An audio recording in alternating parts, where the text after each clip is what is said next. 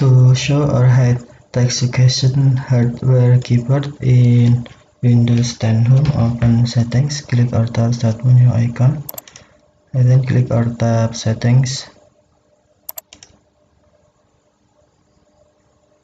On Windows settings screen, tap or click Devices. Select Typing, then scroll down.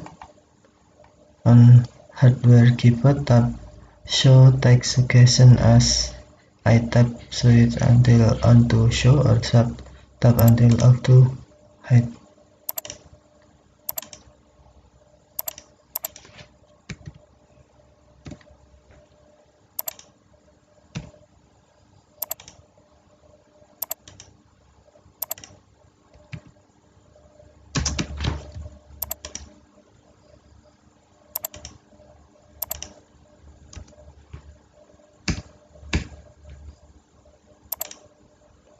Okay, thank you for watching.